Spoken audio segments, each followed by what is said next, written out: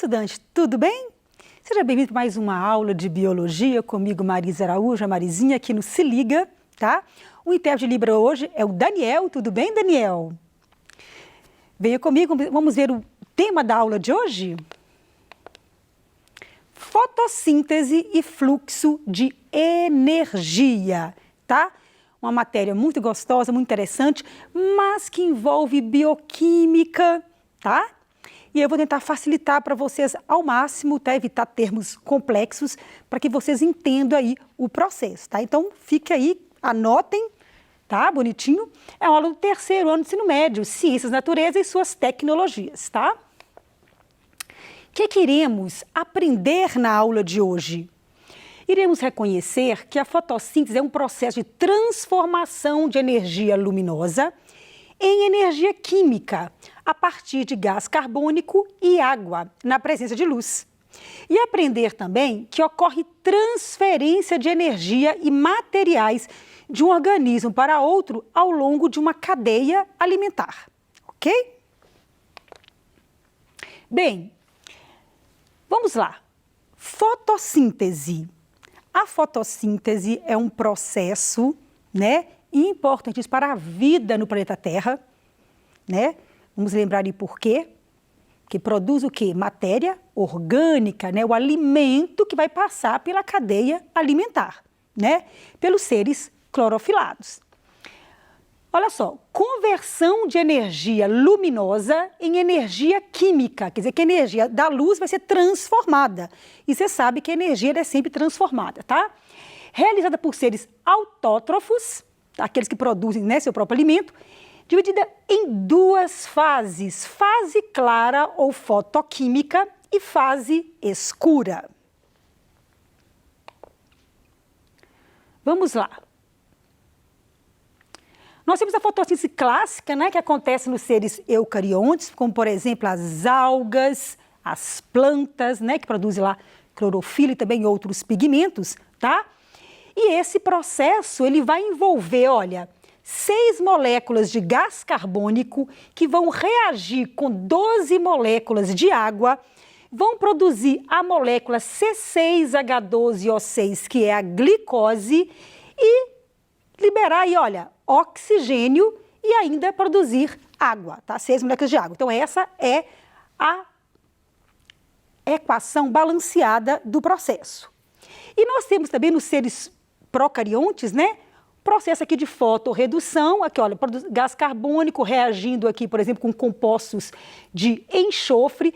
Ô, gente, olha só, tem organismos que realizam quimiossíntese, tá? Na quimiossíntese, né? O que acontece?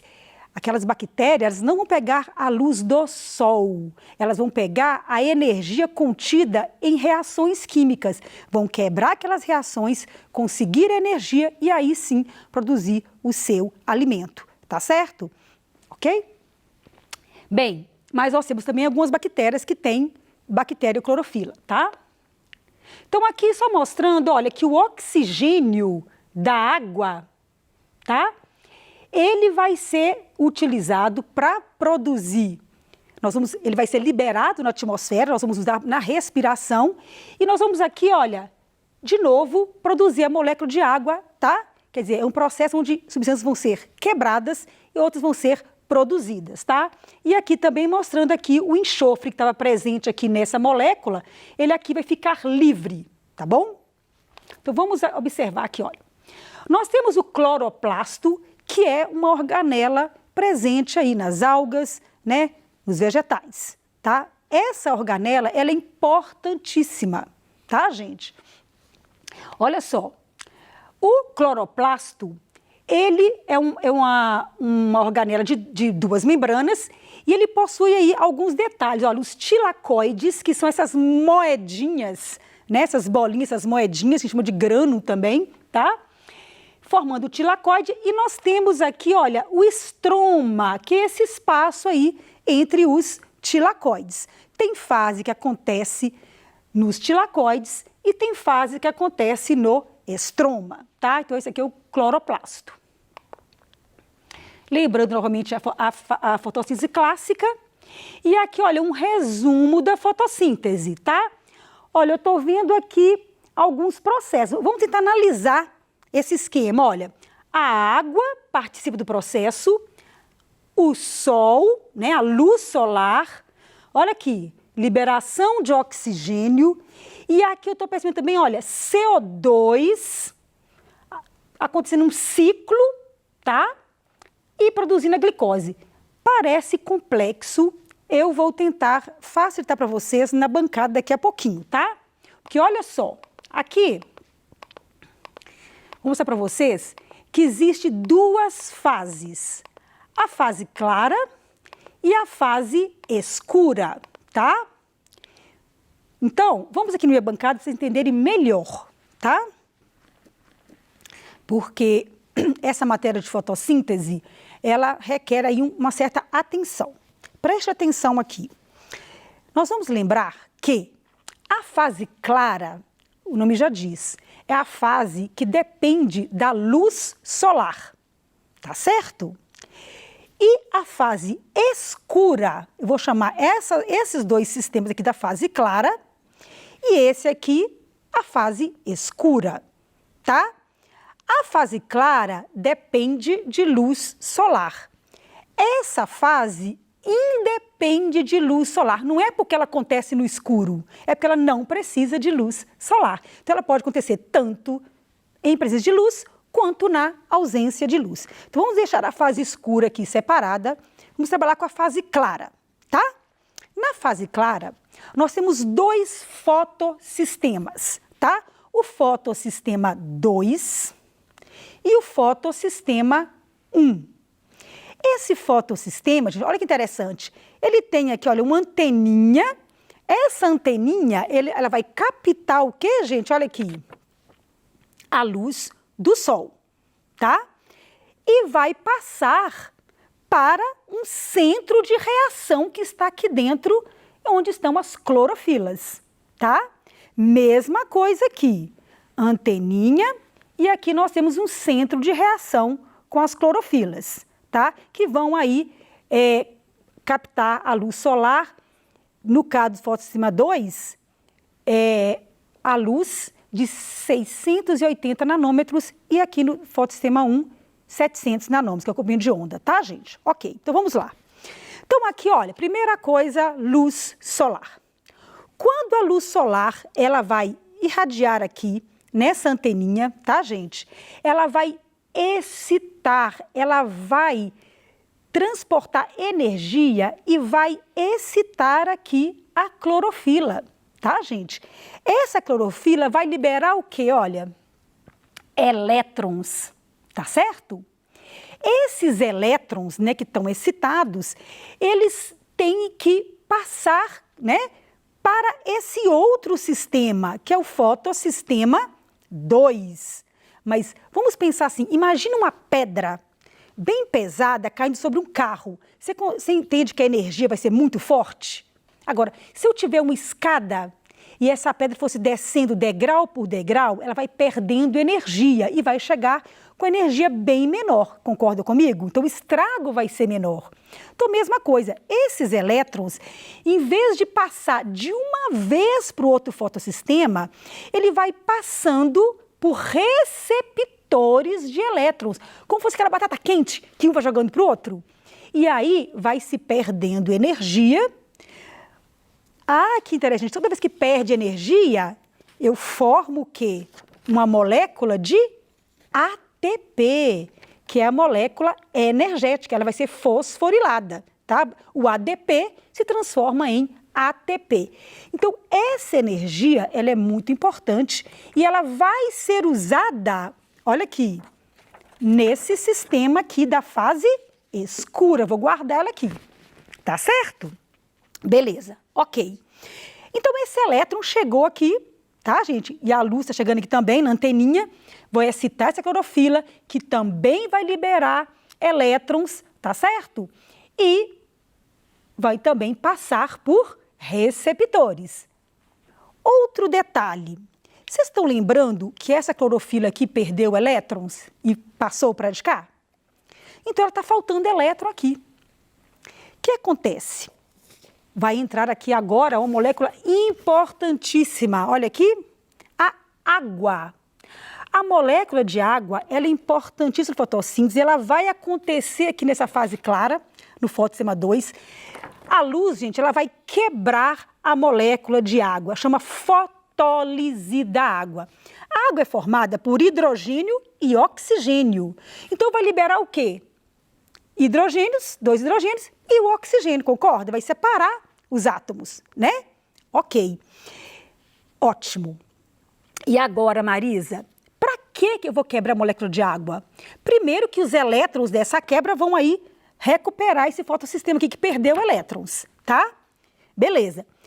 Esse oxigênio vai ser liberado para o ar. Que maravilha! Quer dizer, então, que o oxigênio do ar vem da quebra da água. Sensacional.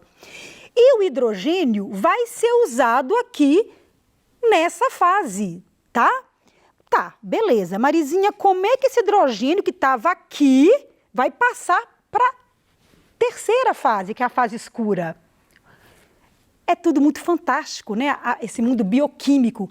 Nós temos uma molécula que chama NADP, tá? Vocês devem conhecer, já ouviu falar na biologia, que é transportadora de hidrogênio.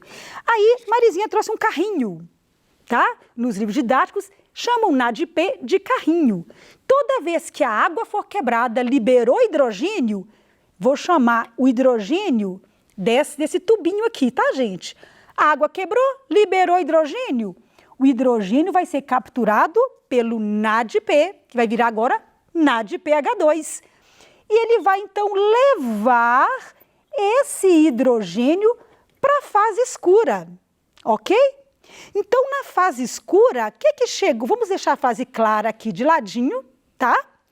A fase escura, olha que interessante. O que vai entrar na fase escura? Então, lembrando dos hidrogênios que eu trouxe aqui, ó, tá? Os hidrogênios vão entrar aqui. Vai agora entrar uma molécula fundamental na fotossíntese, que é o gás carbônico. O gás carbônico, ele vai doar carbono, porque olha a glicose, C6, H12, O6. Tem que ter carbono, tem que ter hidrogênio e tem que ter oxigênio. O hidrogênio já chegou aqui, que é o ingrediente 1, já. Veio de carrinho. Agora, o carbono e o oxigênio vão chegar aqui na molécula de gás carbônico. Ele que vai doar o C e o O, porque o oxigênio da água foi para o ar. Tá ficando mais claro? Beleza. Então, aqui agora vai acontecer a fase escura, tá? Num processo onde uma molécula vai ser formada da união aí do carbono, oxigênio com o hidrogênio. E, logicamente, vai precisar de quê, gente? ATP, tá? Então, esse ATP, ele vai ser utilizado aqui, vou colocar aqui dentro também dos meus ingredientes, tá certo? E aí, gente, olha, que molécula que vai ser formada como resultado desse processo? A molécula de, tá certinho aqui, lado, glicose, C6H12O6, carbono, hidrogênio e oxigênio. Como uma receita, né, de um bolo, os ingredientes, né, que vão ser os reagentes, dando aqui um produto, tá certo? Espero que tenha ficado um pouquinho mais claro, tá, para vocês. Eu vou voltar aqui, tá, para a gente resumir. Olha, vamos resumir comigo? Olha só. Primeiro processo fase clara, temos fotossistema 1 e 2 com as clorofilas, né, luz do sol, etc. Olha só, nesse momento da fase clara, a água é quebrada, que é a fotólise da água, tá? E aqui, olha, vai liberar o oxigênio. Quando quebra a água, produz 2 átomos de hidrogênio, que são os prótons, né? Mais 2 elétrons e meio de oxigênio, tá certo? Olha, Marizinha, o carrinho, ele tá aqui. O carrinho, que é o NADP, vai pegar quem, gente? Os hidrogênios e também esses elétrons, tá, gente? E vão levar para onde? Para a fase escura, tá certo? Há também a produção de ATP, tá certo? Não que esses elétrons eles vão ser transportados aí pelos transportadores de elétrons, né? Os aceptores. Beleza. Beleza. Chegando agora na fase escura, entra o gás carbônico, tá? O hidrogênio, elétrons e ATP, que vai produzir energia, vai reagir então aqui dentro e produzir o que? Glicose. Lembrando que acontece o ciclo de Calvin aqui, que é um ciclo mais complexo, vou tentar resumir, tá? Onde uma molécula de 5 carbonos vai unir com uma molécula de gás carbônico e formar uma molécula de 6, que é instável. Ela vai quebrar em 2 moléculas, tá certo? De 3. Depois essas moléculas vão ser reduzidas ao pigal, que é uma substância, tá? Que é utilizada aí na fotossíntese. E então, gente, 5 moléculas vão ser utilizadas para recuperar, tá? Essa molécula de 5 carbonos e apenas um que vai ser utilizado ali para fazer a glicose. Quer dizer, então, que precisa ter 6 ciclos. 6 ciclos entrando gás carbônico para poder conseguir formar a glicose, que é C6H12O6, tá? Então, olha só. Vamos tentar aqui fazer um exercício para mim ver se vocês conseguiram aí fixar. A fotossíntese é um processo físico-químico realizado por organismos clorofilados. Nos vegetais, é dividido em 2 fases complementares. Uma responsável pela síntese de ATP e pela redução do NADP, e outra pela fixação do carbono. Para que a etapa produtora de ATP e NADPH ocorra, são essenciais. Primeira coisa, fase que produz ATP e NADPH é a fase clara. A fase clara precisa de quê? Água e oxigênio, glicose e oxigênio, radiação luminosa e água, glicose e radiação luminosa, oxigênio e dióxido de carbono. Pensou aí? Fase clara, acontece fotólise da água. Precisa de água, tá? E também de radiação luminosa. A resposta certa seria a letra C. Tá, e qual a importância da fotossíntese, gente? Os seres produtores, vamos pensar aqui nas plantas, tá? Vão produzir o alimento, que é a glicose, que vai ser guardada na raiz, no fruto, no caule. Então, quando você come a cenoura, que é uma raiz, a batata, que é um caule, tá? Quando você come aí os alimentos, você está pegando para você a glicose.